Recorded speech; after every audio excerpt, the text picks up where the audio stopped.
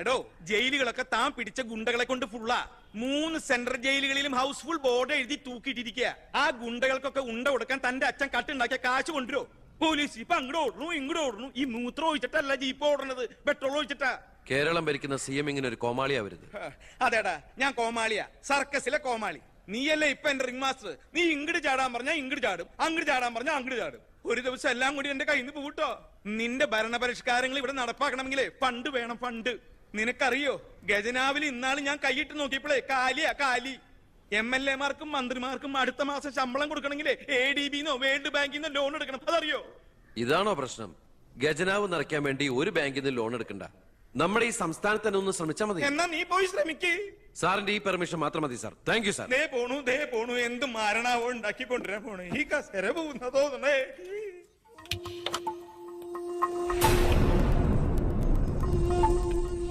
15 വർഷങ്ങൾക്ക് മുമ്പ് ഈ മന്ത്രി ദിവാകരന് ഇലക്ഷനിൽ മത്സരിക്കാൻ കെട്ടിവെക്കാനുള്ള പണം പോലും പാർട്ടിക്ക് സംഭാവന ചെയ്യുന്നു. പക്ഷെ ഇന്ന് അയാൾക്ക് കൊട്ടാര സദൃശമായ ബംഗ്ലാവുകളും മെട്രോ നഗരങ്ങളിലെ ഷോപ്പിംഗ് കോംപ്ലക്സുകളും അടക്കം കോടികളുടെ ആസ്തിയുണ്ട്. രാജൻ ജോസഫ് എന്ന പേരുള്ള ഒരാളുടെ പഞ്ചനക്ഷത്ര ഹോട്ടലുകളാണിതെല്ലാം, 9 എണ്ണം. ഇങ്ങനെ ഒരാൾ ഈ ഭൂമി മലയാളത്തിലില്ല എന്നുള്ളതാണ് സത്യം. ബിനാമി പേരിലും മറ്റ് അഡ്രസ്സുകളിലും നമ്മുടെ എക്സ് മിനിസ്റ്ററും മുൻ പാർട്ടി പ്രസിഡന്റും ഒക്കെ ആയിരുന്ന ഗോപാലകൃഷ്ണ പിള്ളയുടെ ഹോട്ടലുകളാണിതെല്ലാം. ഏകദേശം 100 കോടിയോളം ആസ്തി വരുന്ന ഈ വസ്തുക്കൾക്ക് ആളോ അവകാശങ്ങളോ ഇല്ലാത്തതിനാൽ നമുക്കിത് ഗവൺമെന്റിലേക്ക് കണ്ടുകെട്ടാം. ഒന്ന് നിർത്തണോ, ലൈറ്റ് ഓൺ ചെയ്യ്.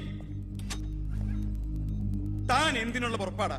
സാർ, ഇതുപോലെ 100ഓളം പേരുടെ ബിനാമി ഇടപാടുകളും വൻ അഴിമതി കേസുകളും ഇവർ കണ്ടെത്തിയിട്ടുണ്ട്. അതിൽ 25ഓളം പേർ രാഷ്ട്രീയ പ്രമുഖരാണ്. മാധവൻ നമ്പ്യാർ മുതൽ എന്റെ അച്ഛന് പങ്കാളിത്തമുള്ള ചെറാക്കുളം ഫൈനാൻസിന്റെ ഉടമ പവിത്രം വരെയുണ്ട് സാർ ലിസ്റ്റിൽ.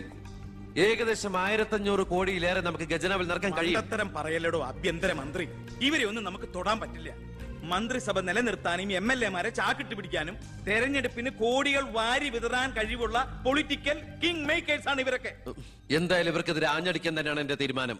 ആഞ്ഞടിക്കാൻ നീ ആരാ? കൊടുങ്കാറ്റോ അതോ കത്രീനയാ? സാർ, ഞാൻ പറയുന്നത് എന്താന്ന് വെച്ചാല്, നീ എന്ത് പറഞ്ഞാലും അത് നടക്കില്ല.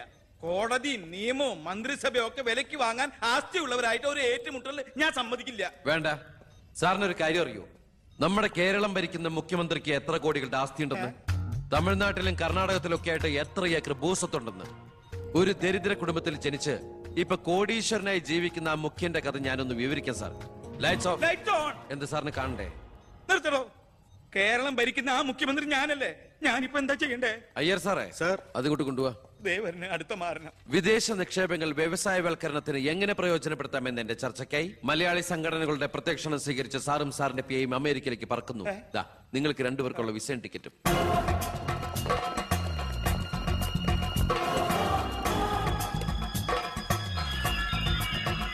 സാറിന് കൂടുതലായിട്ട് എന്തെങ്കിലും പറയാനുണ്ടോ? എല്ലാം നോട്ട് ചെയ്തോളൂ. തിരുപ്പള്ളി സാർ ഒന്ന് സൈൻ ചെയ്യണം. Pratap, take it sir.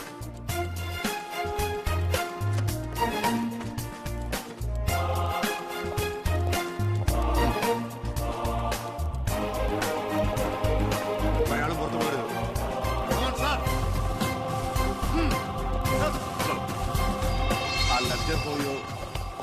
Mister Pavithran, we want search your office. എന്താ ഇതാ search warrant. Take a lock. ആ ലോക്കറിന്റെ കീ എടുക്ക്. ലോക്കർ തുറക്ക്.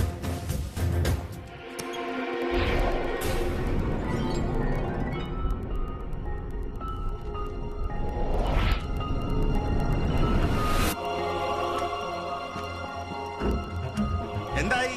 അതിനകത്ത് കുറച്ചെങ്കിലും വെച്ചേക്കണേ. പാടൂ.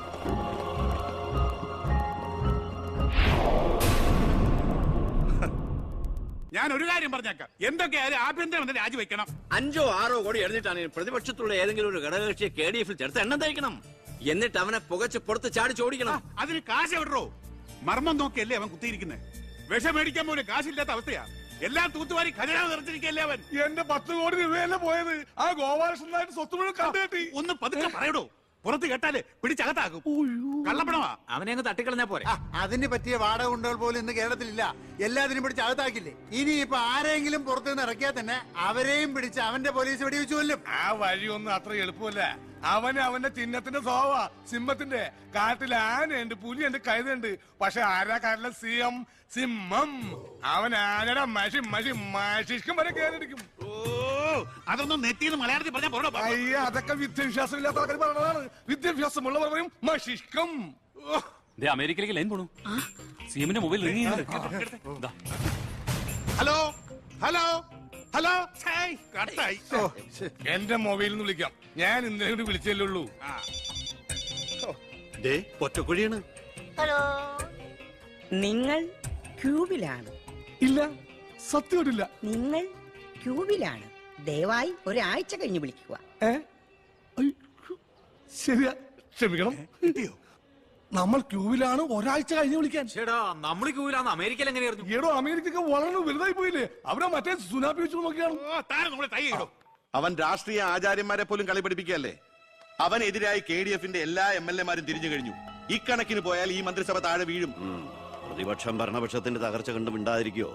അവനെന്ന് പത്രക്കാരോട് പറഞ്ഞില്ലേ, അച്ഛൻ നിരപരാധിയാണെന്ന് കോടതിയിൽ തെളിഞ്ഞാൽ പാർട്ടി ആവശ്യപ്പെട്ടാൽ മന്ത്രിസ്ഥാനവും MLA സ്ഥാനവും രാജിവെച്ച് അച്ഛന് വീണ്ടും അവസരം നൽകുമെന്ന്. അതിൽ പിടിക്കണം. പാർട്ടി ആവശ്യപ്പെടണം, അവനെ കൊണ്ട് രാജിവെപ്പിക്കണം. അതിന് അച്ഛൻ ഈ കേസ് ജയിക്കണം. അച്ഛന്റെ പേരിലുള്ള മണിമലയാർ കേസ് തള്ളിപ്പോയതുപോലെ ഈ കൊലക്കേസും തള്ളിപ്പോകും. ഈ കേസ് ഞാൻ ജയിപ്പിക്കും. അച്ഛന് വേണ്ടി ഞാൻ എന്തും ചെയ്യും.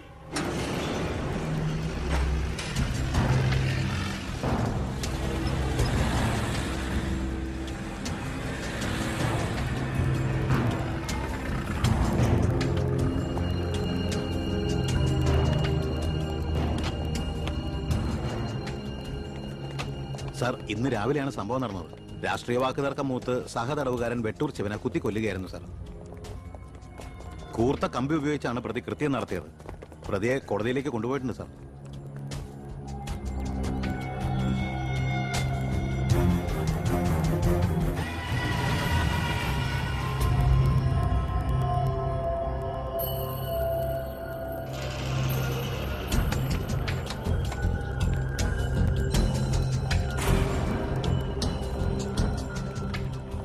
ഒന്നുകിൽ ദൈവം അച്ഛനെ കേസിൽ നിന്ന് രക്ഷിച്ചു, അല്ലെങ്കിൽ അച്ഛൻ സമർത്ഥമായി സ്വയം രക്ഷപ്പെട്ടു. പ്രസാദ് വധക്കേസിൽ ഒന്നാം പ്രതി കൊല്ലപ്പെട്ട സാഹചര്യത്തിലും രണ്ടാം പ്രതിക്ക് ഒന്നാം പ്രതിയുമായുള്ള ബന്ധം സംശയാതീതമായി കോടതിക്ക് മുമ്പാകെ തെളിയിക്കാൻ പ്രോസിക്യൂഷന് കഴിയാത്തതിനാലും രണ്ടാം പ്രതി ബാലഗംഗാധര മേനോനെ കോടതി നിരുപാധികം വിട്ടയക്കുന്നു.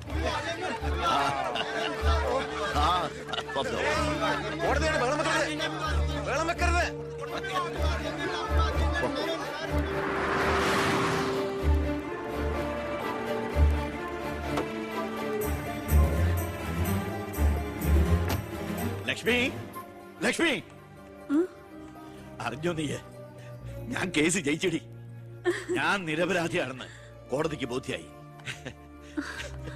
പത്രക്കാരുടെയും ടിവിക്കാരുടെയും മുമ്പിൽ വെച്ച് നിന്റെ പുന്നാരമോൻ വീരവാദം മുഴക്കിയതല്ലേ ഞാൻ നിരപരാധിയാണെന്ന് തെളിഞ്ഞാൽ എനിക്ക് വേണ്ടി മന്ത്രിസ്ഥാനം രാജിവെച്ച് ഒഴിഞ്ഞോളാമെന്ന്. നീ ചെന്ന് പറയണേ അവനോട് രാജിവെക്കാൻ. നിങ്ങൾക്ക് എന്താ ഭ്രാന്ത് പിടിച്ചോ? ഭ്രാന്തായിരുന്നടി, അധികാരം കയ്യില്ലാത്തന്റെ ഭ്രാന്ത്. എനിക്ക് അറിയാൻ പാടില്ലാണ്ട് ചോദിക്കുക, നിങ്ങൾക്ക് ഇതുവരെ മന്ത്രിയായി കൊതി തീർന്നില്ലേ? ഇല്ല, എന്റെ ഏറ്റവും വലിയ ലഹരിയ അധികാരം, മന്ത്രിസ്ഥാനം. മനസ്സിലാവില്ല നിനക്കൊന്നും. എനിക്ക് മന്ത്രിയായിട്ട് തന്നെ ജീവിക്കണം. മന്ത്രി കസേരയിൽ ഇരുന്ന് തന്നെ മരിക്കണം. നിനക്കറിയോ, അധികാരം നഷ്ടപ്പെട്ടത് മുതൽ മനസമാധാനത്തോടെ ഞാൻ ഉറങ്ങിയിട്ടില്ല. വീണ്ടും മന്ത്രിയാകുക എന്നുള്ള എന്റെ ഒരു വാശിയാടി. നീ അവനോട് വാക്ക് പാലിക്കാൻ പറയടി. ഇതൊക്കെ നേരിട്ട് ചെന്ന് പറഞ്ഞാ മതി. എന്താ നിനക്ക് പറഞ്ഞ? എന്നെ കൊണ്ട് പറ്റില്ല, അത്ര തന്നെ. ഓ, മന്ത്രിസ്ഥാനം പോയതോടെ നിനക്ക് പിന്നെ വേണ്ടതായില്ലേ? എന്നെ അനുസരിക്കാൻ കഴിയില്ലെങ്കിൽ പൊയ്ക്കോ ആഭ്യന്തരമന്ത്രിയുടെ വീട്ടിലേക്ക്. ബാക്കിയുള്ള ജീവിതം മോന്റെ കൂടെ തന്നെ അവിടെ. എന്താ അച്ഛ ഇങ്ങനെ? അച്ഛനൊഴികെ ഈ നാട്ടിലെല്ലാവരും വാനോളം പുകഴ്ത്ത ഏട്ടന് ഇങ്ങനെ ഒരു മന്ത്രിയെ കിട്ടിയതിൽ അഭിമാനിക്കുക. മക്കൾ തങ്ങളെക്കാൾ വലുതാവണമെന്ന് എല്ലാ അച്ഛനമ്മമാരുടെ ആഗ്രഹം. പക്ഷെ അച്ഛൻ അസൂയ. മകൻ തന്നേക്കാൾ വലുതാവുന്നുള്ള എന്റെ അസൂയ.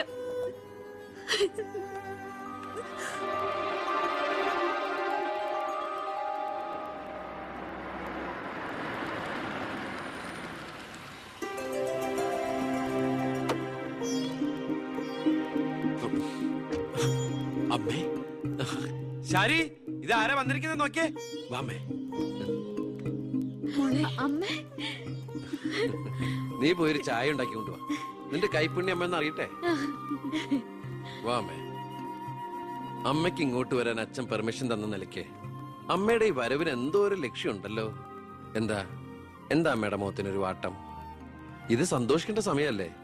അച്ഛനാണെങ്കിൽ കേസെല്ലാം ജയിച്ചു, മകനാണെങ്കിൽ ഹോം മിനിസ്റ്റർ. ഞാൻ മാറി താമസിക്കുന്നു എന്നതൊഴിച്ചാൽ വേറൊരു പ്രശ്നവും ഞാൻ അമ്മയെ കാണുന്നില്ല. പറയമ്മേ, എന്താ പ്രശ്നം? എന്തിനാടാ നിനക്ക് ഈ മന്ത്രിസ്ഥാനം? നീ രാജിവെക്കണം.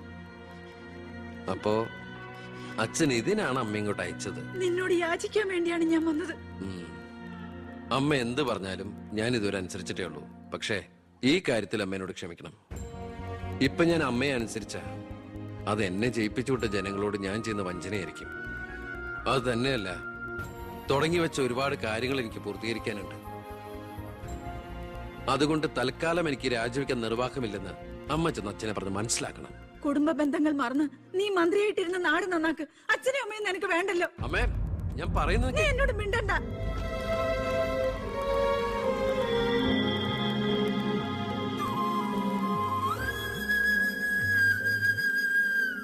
ഇല്ല, അവൻ രാജിവെക്കില്ല. അവൻ രാജിവെക്കുമെന്ന് കരുതി നമ്മളാ മണ്ടന്മാർ. ചക്കരക്കുടത്തിലല്ലേ കൈയിട്ടിരിക്കുന്നത്.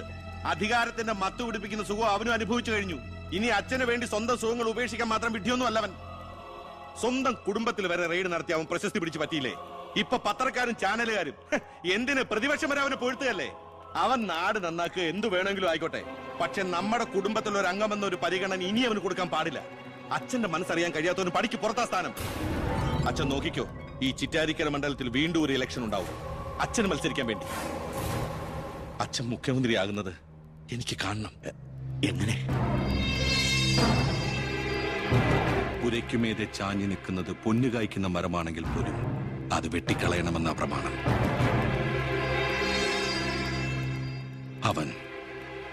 അവൻ ഇല്ലാതാകണം.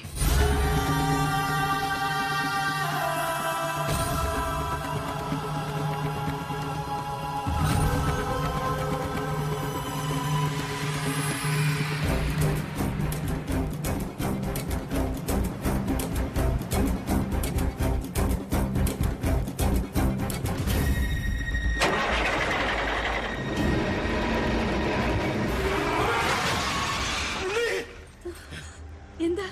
എന്തു പറ്റി?